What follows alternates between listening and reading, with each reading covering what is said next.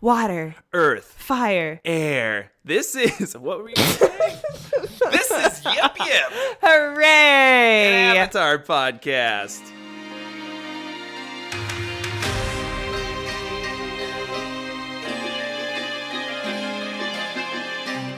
Let's go. We're going. We're here. Oh, hi, Jessica. Oh, hi, Jordan. How long have you been there for in my computer screen? Oh, weeks, days. So Jessica, she was having some sweet glare going on in the camera that was really bothering Katie, so Jessica decided to do what anyone would do, and... Put a hat on it. Some people put birds on it, but there are no birds available. Yes, Katie, you're blinking. No, because I was going to make a joke, but now it's long gone. The window closed? Definitely. So Katie and I are having difficulties with beer. I thought we'd tell you about it. So we decided to try a fresh hop IPA, and we surprisingly really liked it. And so we took a chance with a different... We went to McMenamins and tried their Thunder Cone. Not as good. Got a whole growler full. And now Katie's like, well, I guess we're going to give this to Jessica. Yeah, because, everyone's like, oh my god, you gotta try it, it's awesome. I was like, yeah, there's a red flag. I'm like, we never like the shit that everybody else likes. Never. Except Avatar.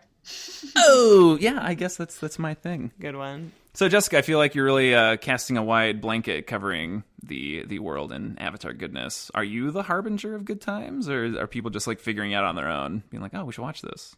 I think they're just figuring it out. I think the fact that it's available on Netflix, and Netflix probably is like, hey, would you be interested in Avatar? And people are like, oh, yeah.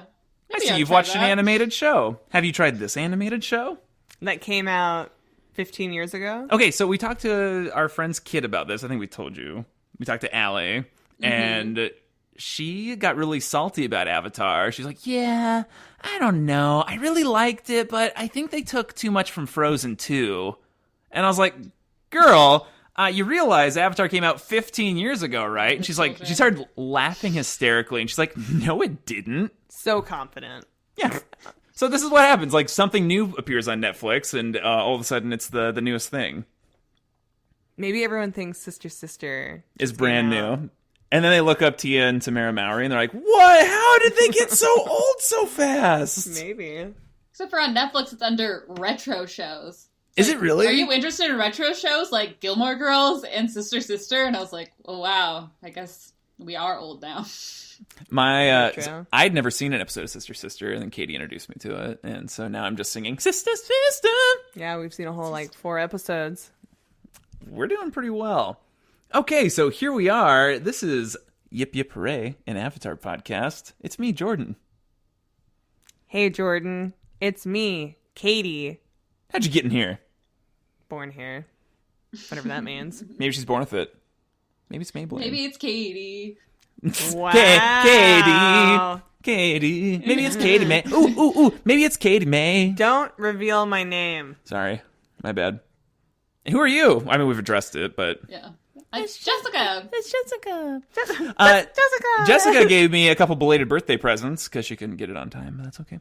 The second of the birthday gifts was, I'm going to show it to the screen, even though no one can actually see it, Yeah. but it's this sweet pillow that says, time to get a flying bison. The pillow does not sound like that. Time to... Well, no, it does, because there's a little... Jessica recorded a personalized audio message for me, and it's buried here within the pillow. See, I'm going to press it right now. Time to get a flying bison. Oh, Jessica, that voice. I'm going to try it again here. Time to get a flying bison. And then there's a picture of Appa, and it says loyal, reliable, cuddly, which is all things that also describe me. Thank you, Jessica, for the Avatar-themed swag. You're welcome. I thought it was very cute, and I felt like I should share that joy with you. The only Avatar swag I had for about 10 years was movie licensed The Last Airbender and my Shyamalan version shirts. Real bad. Real bad. So I didn't wear them after I watched it. I wore it secretly. I was like, oh, I'm wearing this water tribe shirt from the movie, but I'm not going to tell anybody.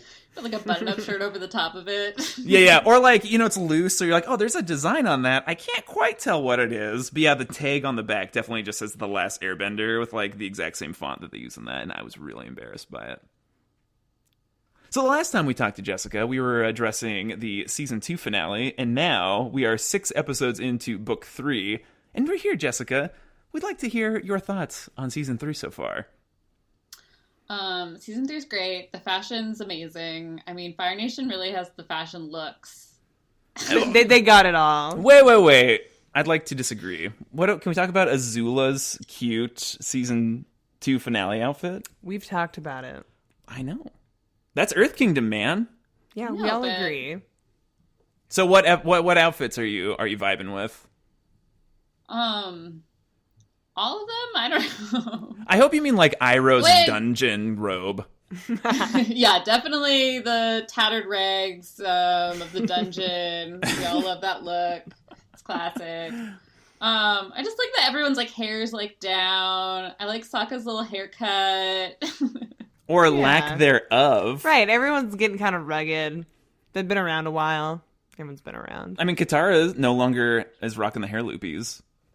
Mm-hmm. Okay, but Zuko's hair in the beach episode, it's so long. It's crazy long. It's Green Day long.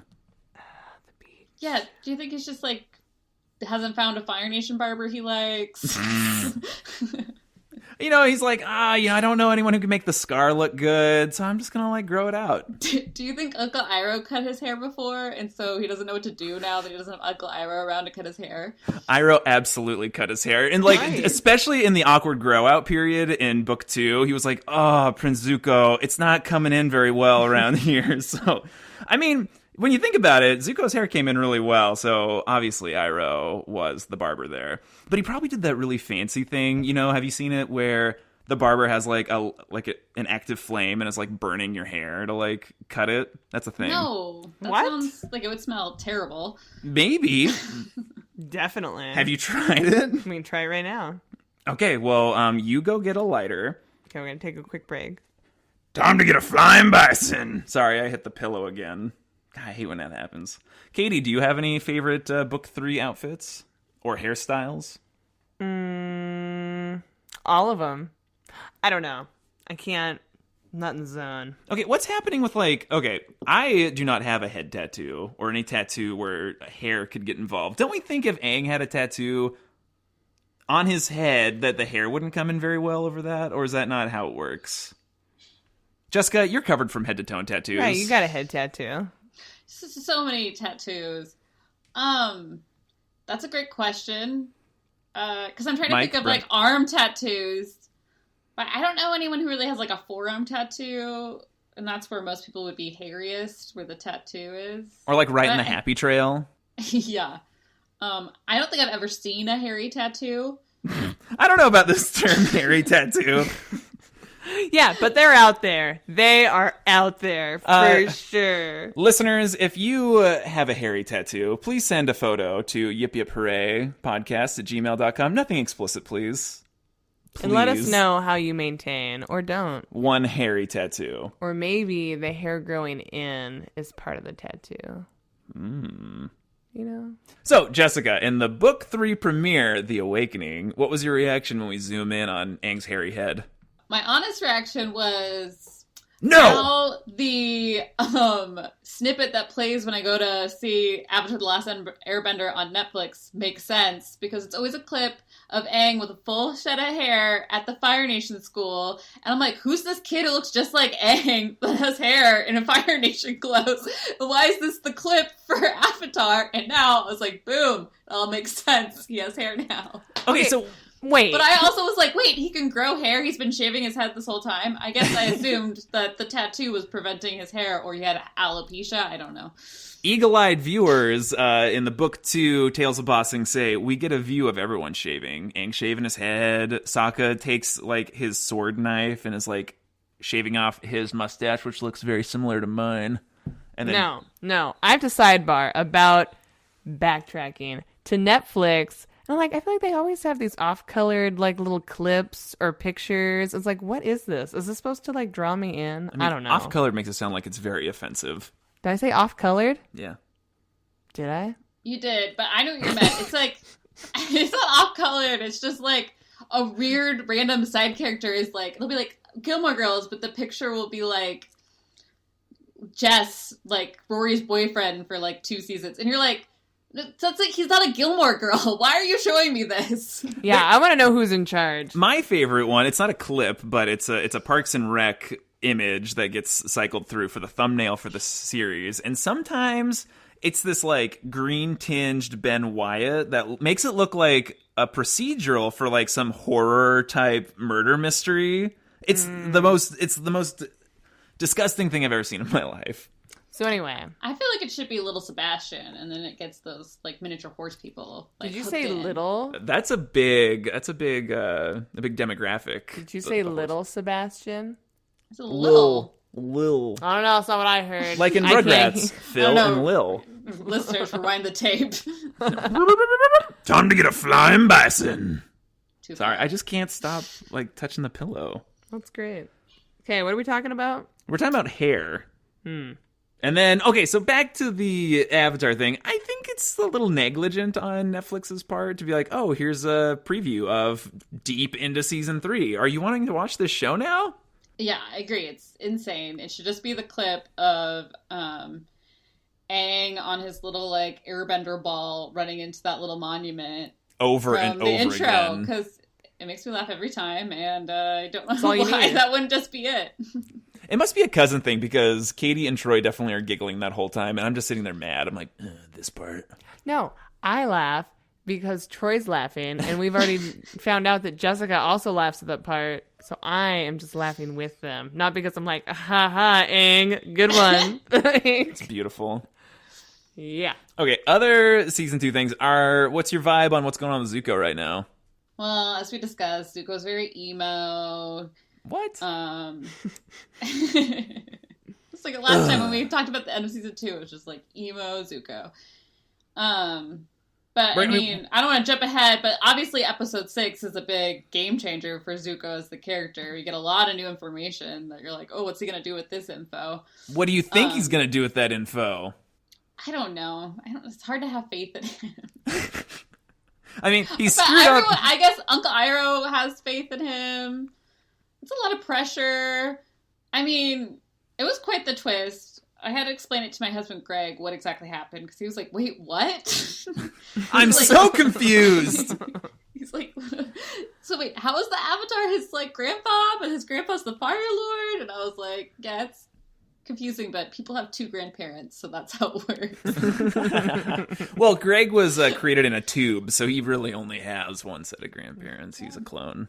Yeah, so it is an interesting thing with Zuko, how in his just genealogy now, he's born into this like kind of side of great good and the side of great evil, we can see in that way. And so a lot of his actions throughout the series kind of like make a lot more sense. You're like, oh, well, Zuko did this thing that was like kind of good. And you're like, oh, that's nice. So, like he's not completely gone at this point. So I mean, it's all, genetics is all like a crapshoot, right? And like, clearly, like, I mean, I guess we're to understand that Azula got no Avatar genes. Because, like, even when they're at, like, their, like, bonfire on the beach, she's like, Mother always thought I was evil. I mean, she was right, and she's just like, whatever about it. But it's still, like, hey. okay, so, like, even she's written off herself. Like, what is happening? Okay, the beach episode, though, was that meant to make us start to feel more for Azula? It was a very odd time to be It focusing did on make her. me feel more, like, it warmed my heart. I loved Azula in that episode. Why? Because I love soapy teen drama.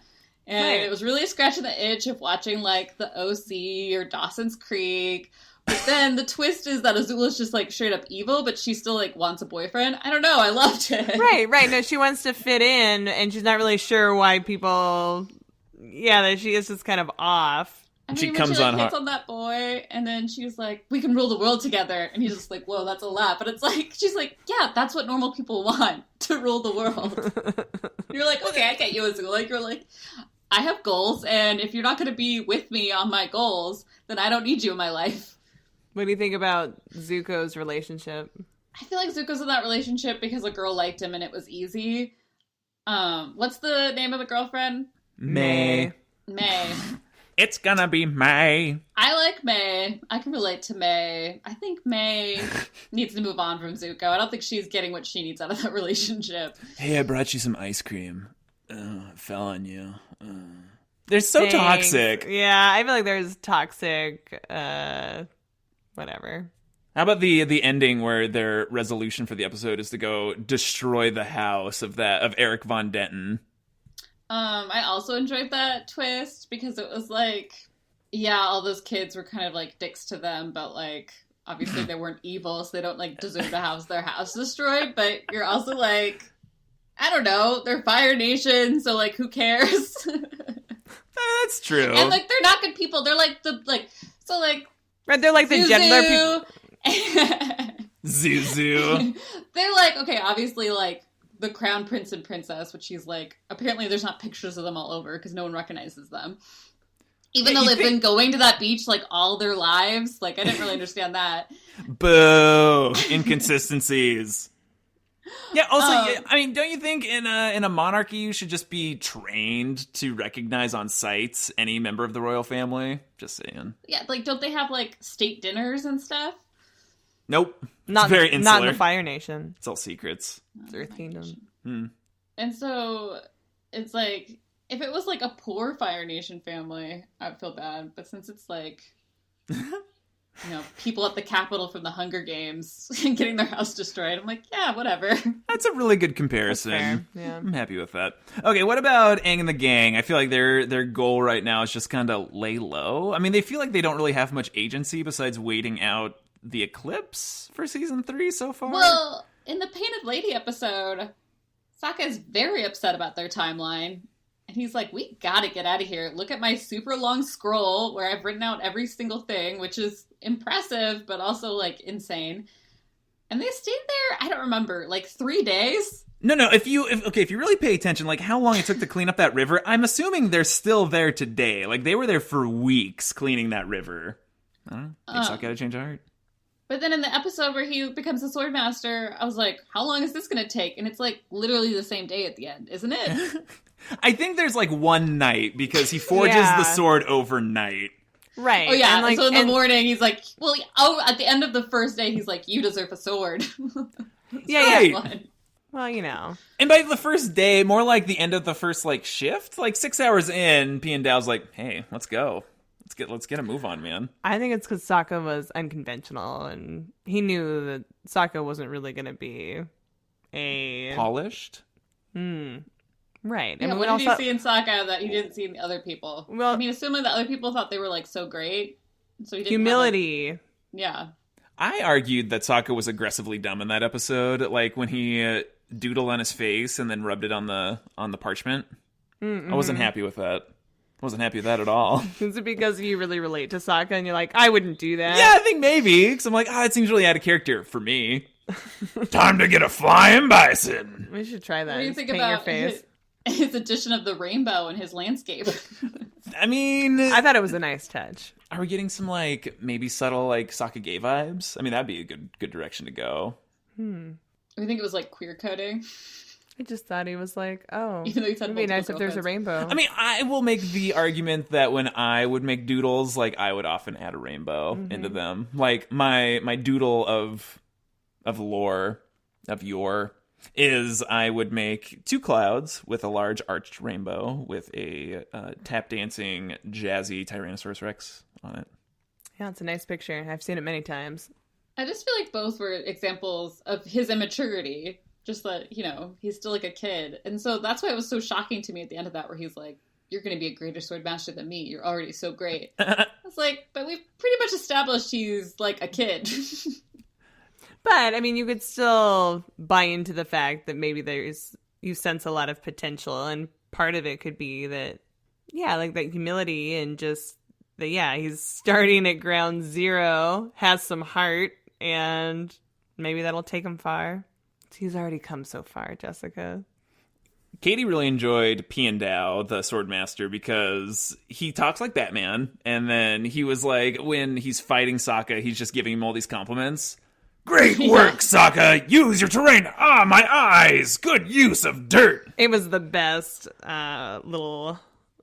I wouldn't say it was a fight scene, what do you call that? The climax of the episode. No, like a duel, Duel of the Fates? like a practice fight. What's that? exhibition? Sparring? Sparring. Yeah. Sparring. So what did you think about Aang going to school? Aang was a good time at school. Of course Aang would like school and like Having making no formal friends. education. Right, kids his own age, kind of. Yeah. Pretending to be from the colonies. I enjoyed that they're like all like, we're weird because we're from the colonies. Like, what about Katara and Sokka as his parents? Wang Fire and Sapphire Fire. The Yeah, best. that was ridiculous. And What about Katara pregnant also? Didn't she have like a pregnant belly? No, Yeah, Katara was not pregnant. Sapphire Fire was pregnant. Oh, sorry. Yeah. And then that, what do we think about the sweet dance scene in the cave dance? I mean, I always love a dance scene. I love a makeover. I love a dance scene. I love all the tropes. Where are you on the Katara Aang shipping? Or are you still holding out for Zuko? No, because, I mean, I don't know. Aang, he's too little to ship with anyone. I mean, he was their son in the headband. Rightfully so. And as we know, girls mature faster than boys. Because are they supposed to be the same age? Because in my mind, he's like at least a year younger than her. I mean, obviously, he's like 300 years old or whatever. He's 112. Not 300. How He's dare you? 5,000 years old. He is the first human on Earth! Time to get a flying bison! Okay, so Katara is supposed to be 2 years older. Yeah. I mean, at that age, it's like, that might as well be 300 years. Mm-hmm. Okay, so then we established Painted Lady. Were you enjoying the fact that they were liberating this town? This nasty town. Nasty town. I enjoyed it from the perspective of it, like, showing, like, there's, like, normal people living in this place that the rest of the Fire Nation is kind of exploiting and, you know, damaging the... I mean, it's felt very true to home, like, right now, where you just see... I guess industrialism come in and like pollute everything, and everyone who lives there can't like survive on their like what they've been doing, or when we like dam up a river and then flood the village and you're like, sorry, you just gotta leave now and we're changing the ecosystem here. It's like a big problem, so I'm glad that they were addressing that. Yeah, it definitely was like the Fern Gully episode, which I don't know why they waited until season 3 to do that, but... And then in a previous episode, we talked to Troy about some of the inspirations for just the geography of the Fire Nation. Japan is a big one, mostly because it's like loosely modeled after Japanese culture in a way, and kind of like the World War II era colonialism thing that spurred it all. But in terms of like the topography and some of the things in the Fire Nation, they took inspiration from Iceland. I was gonna say, Did it take you back? The crazy like volcanic activity that's going on, and there's not really trees in Fire Nation, is there? I guess not. Or they logged it all, Burned in it all. Iceland, they don't have any trees because the Vikings like cut them all down, and then like they didn't like go back. So they have trees, but like not that many, and they're like really short. They don't grow very tall. Also, with the Iceland Fire Nation connection, the waterfall that Sokka doodles with Rainbow is modeled after like an existing waterfall in Iceland. Ooh, do you know which one? Was it Dentafoss? I did have it written down. It is not with me right now, but if you listen to the episode Sword Sokka and Ripped Iroh, you can hear all about it. Oh yeah, what do you think Jessica. about... Oh man, the Iroh ripped. That was crazy. Yeah, what do you think about Iroh in jail? Cut. I mean, I respect the game. Okay, what is he training for? Like the Olympics? Obviously to escape. With what? His bare hands, his abs? He's gonna flex and Well, everything. he's tricking the guard into thinking he's a feeble old man. Which he is. And so they'll let down their guard because they'll think, well, this guy's not going to escape here. Like, it's not a big deal. Like, he's starving and he can barely, like, move or whatever. And then he can just, like, overpower them or something and escape. I mean, it makes sense. Like, he probably Overpower trained them. when he was a general to be, like, a prisoner of war, and he's probably treating it the same way. That's true. But once he leaves, where will he go? If he I leaves. think he'll probably go try to help the Avatar. I mean, clearly that's where his allegiance lies. Not, like, necessarily the Avatar, but to... Probably the Earth, the world. Not letting his World brother peace. destroy the Earth with his, like, conquest. He's What a I monster. thought in the Back to the Two Grandfathers... I don't feel like they really explained why the Fire Lord would go to such extents to overtake the rest of the world and like not trust his friend the Avatar anymore and really like It's a quick line at Roku's wedding where he talks about how prosperous the Fire Nation is and how he wants to share that prosperity with the world, which is very similar to Japan's outlook at the beginning of World War II, where they wanted to expand into all of East Asia and occupy them. Is kind of a front of like sharing prosperity, but it was just a conquest on Japan's part. Yeah, so that's kind of where the Fire Nation is coming from. Like, I don't know, this front of like sharing prosperity because we're such a great nation. So shouldn't everyone be like us? But then it just seems like the genocide part doesn't quite factor in there. Right. Do you think it was like my best friend, who's always been lower than me because I'm the prince? Turns out he's an avatar, so he's almost more respected than I am now. And then he disagrees with me about my plan to expand prosperity of the world. He's an idiot. Do you think like then the justification is he like just turns away so much because he's like angry at his best friend that he kind of loses sight of his original vision, and that's what eventually leads to this? I mean, was his original plan including genocide, or was it just twisted by his own son and then it later became... No, because he destroyed the airbenders. I could see him just being insane.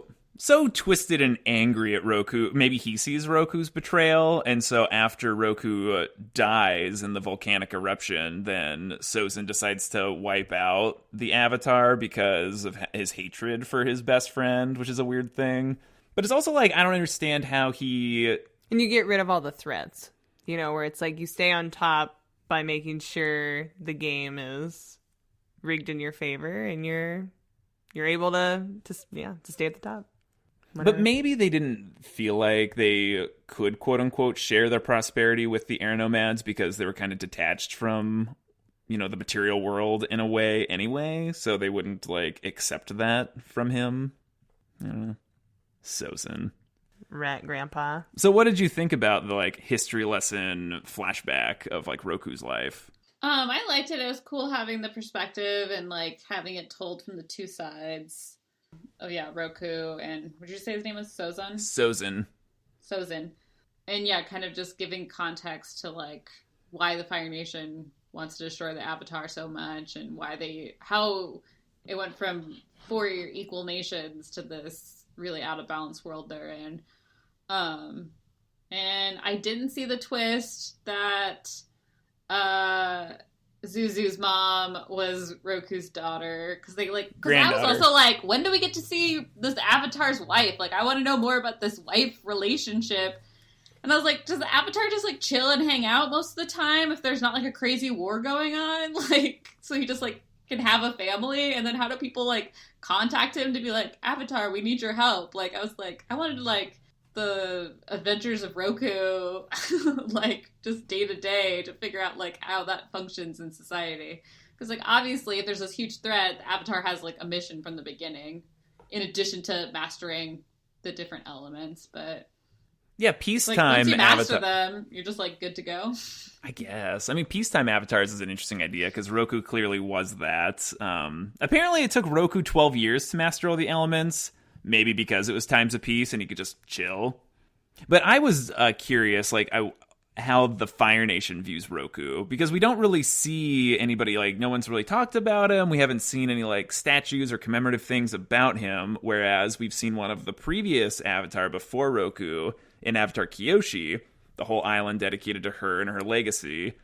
And I'm curious if the Fire Nation's kind of, like, done a bunch of propaganda against Roku, or has painted him as kind of like this villain in Fire Nation history. Right, someone we don't talk about.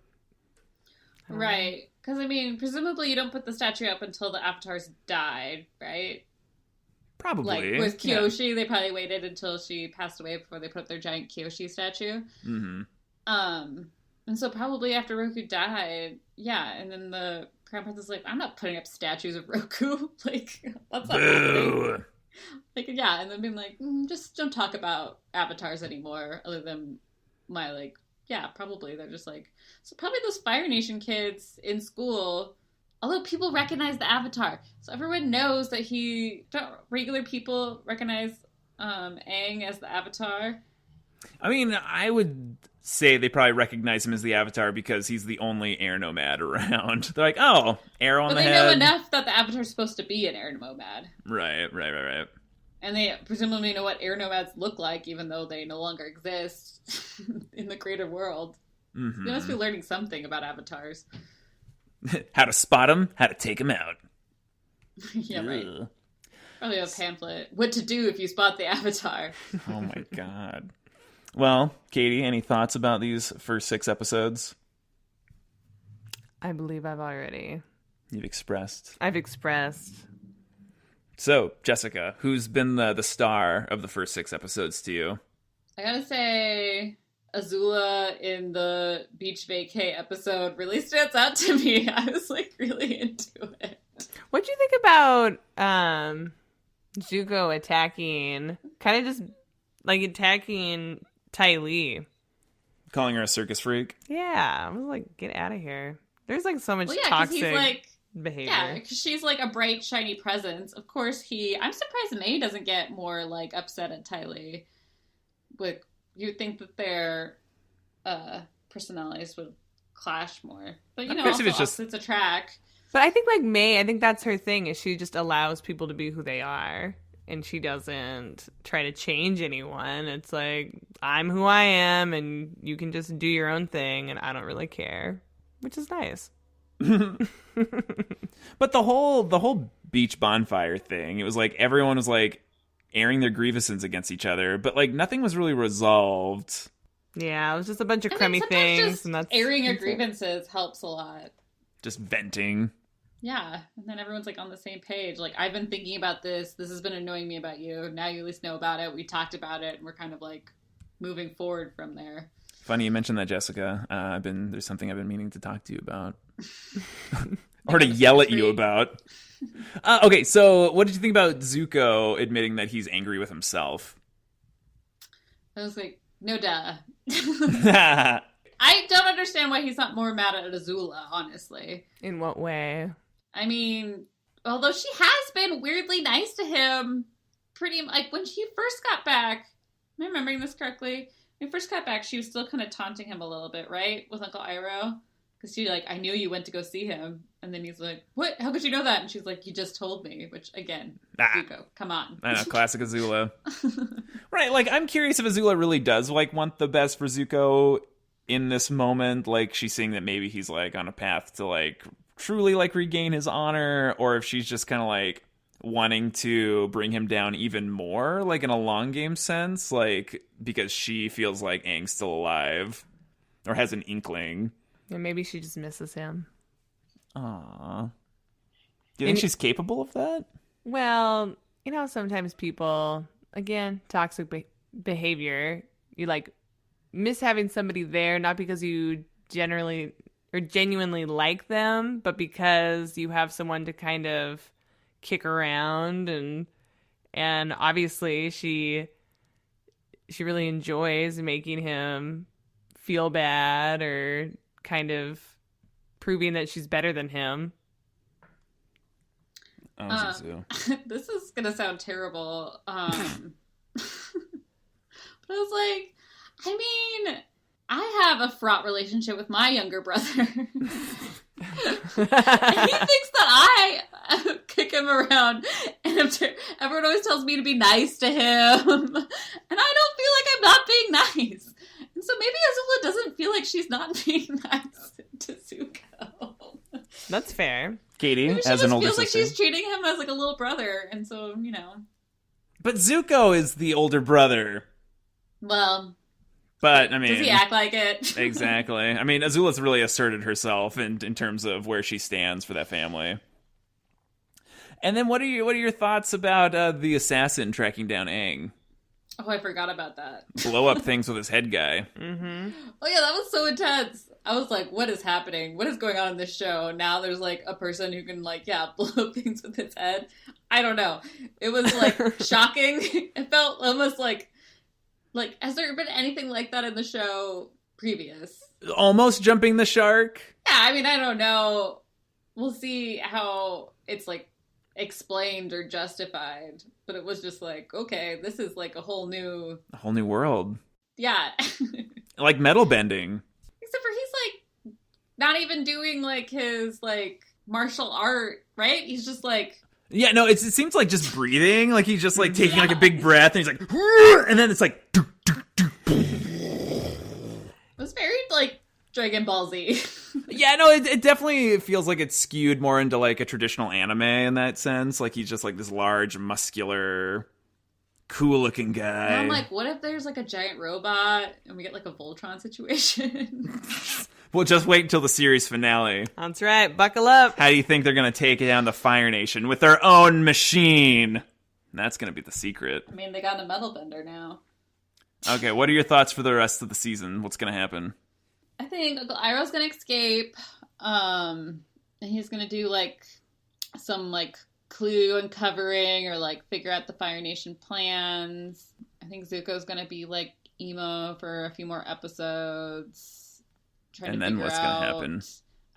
What he wants to do. Then I think he'll. I mean, I guess Aang still needs a firebender teacher. Can't be Zuko. I'll be upset if Zuko's the one that teaches him firebending. I'll be like, what is happening? Zuko can't do anything! But maybe he'll join because he knows Sokka gives a good haircut. He's like, hey man, can you do Does some it? of this? I don't know.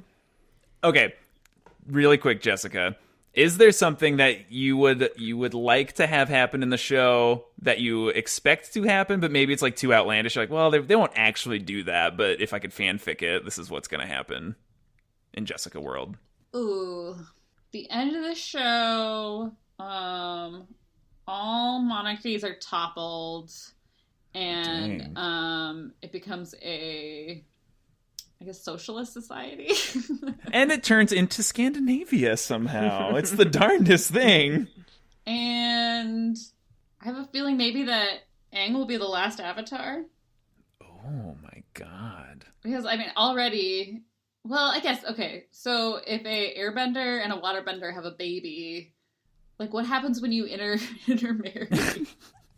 Also, I think we've already talked about this. Where do these air nomads come from? Because they're, like, monks, so... But we've addressed, they've mentioned it's kind of in passing, the Eastern and Western air temples were with nuns, is how they call monks and nuns, which I wouldn't... But the monks and nuns are coupling? I don't know! Look it up. I don't know. There's probably some saucy fan fiction out there about that. Well, so here's a thought, is that Aang, being an airbender, the next in the cycle is a waterbender. So if Aang were to theoretically get with a waterbender and have a kid, wouldn't you just be worried the whole time that as soon as that kid's born, you're going to die? Like, what if this is going to be the next Avatar? Oh, God. Wouldn't that freak you out? But does the Avatar follow the bloodline? No, but like, No. because like in terms of, Just if you know, reincarnation, the next in the cycle is going to be a waterbender. And so if you marry a waterbender and they're pregnant and you're like, oh, I mean, it could happen. wouldn't that just be, I mean, it'd be crazy. Like, you're like, oh no, I met my demise. And then Destiny decided this is going to be the next Avatar. I mean, I would be freaked out. That's my thought. I mean, I want to get into this whole thing, but like, are you an Avatar at conception or birth? What's the timing? Well, I don't know. In the Avatar and the Fire Lord, it seems like the way they made that episode was like Roku dies and then Aang is born. So like born. So it waits until yeah, maybe it's the just next like baby to pop out. You're the Avatar. That's right. If it's twins, first one to pop out. oh man, Ooh, that's Avatar twins. But they don't figure out he's the Avatar right till later when they do the like Avatar toy test. right. But the Kyoshi novels, which I'm reading and are very good, apparently each of the cultures has a different method of finding the Avatar. Oh. And allegedly, the airbenders are the only ones who do the toy test because that's more similar to what they do for the Dalai Lama. And then the other Where cultures. are they sourcing these toys? I think they just hold on to. I think they probably hold and they, on like, to. mail like, it to the Avatar, like.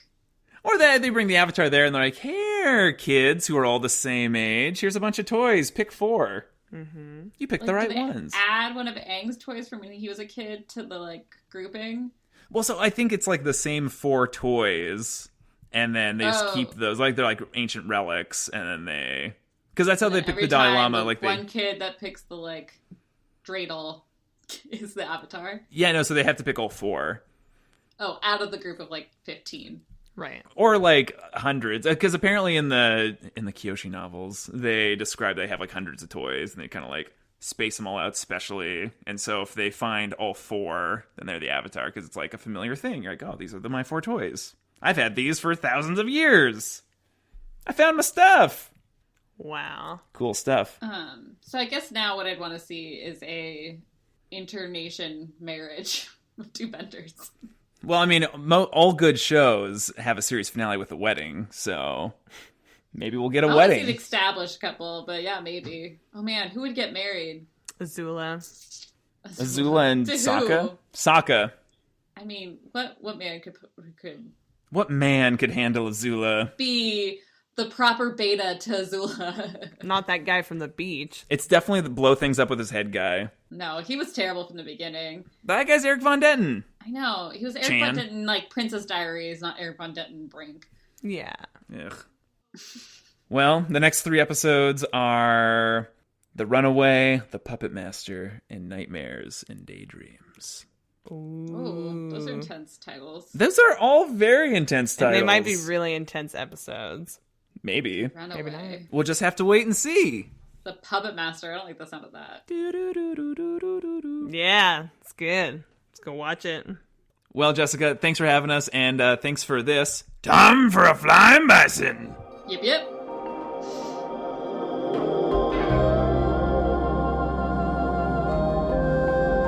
Time to get a flying bison. I screwed it up at the very end. Oh my god. This is the worst thing To that's get rid ever of that happened to pillow me. now. Yeah, bye, pillow.